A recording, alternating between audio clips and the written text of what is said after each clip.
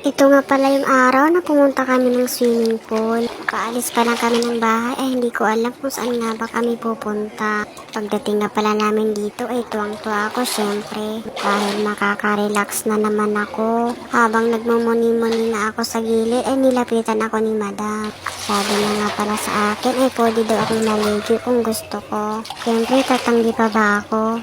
Ito rin yung araw na makikita nila ako naliligo in public at makikita nila yung buong buhok ko. Bahay kasi ay laging nakatakip yung buhok ko at nagsusuot ako ng hijab. Ito kasi yung requirements ni madam na pagdating sa bahay at sa labas ay magsusuot ako ng hijab para hindi makita yung buhok. Habang naliligo nga ako ay nakatingin sila sa akin. Natuwa nga pala sila sa akin dahil magaling daw akong lumangoy.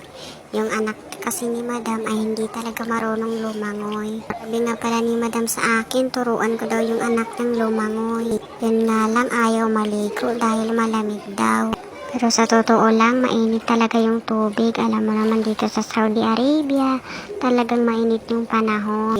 Kaya pati yung tubig umiinit. Solong-solo ko nga pala itong swimming pool dahil yung mga anak ni madam ayaw talagang maligo. Sobrang bait nga talaga sa akin ni madam. Sobrang thankful po talaga ako sa kanya dahil bihira lang po yung na payagan ka ng maligo at ibibigay niya yung lahat ng gusto mo. Libre nga pala ako lahat ng pagkain. Hindi halata na sobrang nag-enjoy talaga ako dito. 3 oras din ako dito nagbabad habang sila madam ay nagchichismisan.